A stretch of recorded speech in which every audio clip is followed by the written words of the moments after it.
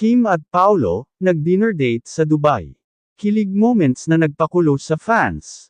Nag-uumapo ang kilig ng Kim Pao fans matapos ibahagi ni Kim Chiu ang kanilang Dubai adventure kasama si Paolo Avellino sa kanyang vlog. Sa loob ng 3 araw, pinuno nila ng saya at kilig ang bawat sandali, na tila isang romantic getaway.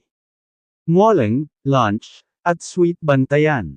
Sa kanilang unang araw, nagmoleng ang dalawa kung saan pabirong tinanong ni Kim si Paolo kung maaari niyang gamitin ang card nito para sa shopping. Agad namang sumagot si Paolo ng, sige, na ikinakilig ng marami. Hindi lang iyon, si Paolo pa mismo ang naglibre ng lunch sa buong team, sabay sabing, maliit na bagay, matapos pasalamatan ni Kim. Makeup artist S.I. Kim.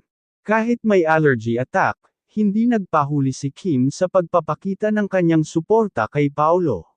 Siya mismo ang nag-ayos ng makeup ni Paolo para sa isang event, sabay biro na siya na ang bagong makeup artist nito. Jogging at sunrise. Sa ikalawang araw, sabay silang nag-jogging ng 10 kilometro habang pinagmamasdan ang pagsikat ng araw. Kasama rin ni Kim ang kanyang kapatid na si William bago sila dumalo sa isang meet and greet event kung saan kinanta nila ni Paolo ang "Pangarap Lang Kita" ng parokya ni Edgar, na lalo pang nagpakilig sa mga fans. Skydiving sa huling araw. Hindi pinalampas ni Kim ang pagkakataong mag-skydiving sa kanilang huling araw sa Dubai.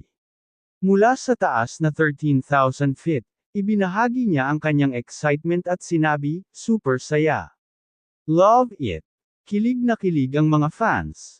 Agad na naging viral ang vlog na ito, at maraming fans ang nagkomento na tila hindi na nila makayanan ang kilig. Ang chemistry ni Kim at Paolo ay hindi may kakaila, at marami ang umaasang may mas espesyal pang namamagitan sa kanila. Para sa buong kwento ng kanilang Dubai escapade, panoorin ang vlog ni Kim sa kanyang YouTube channel.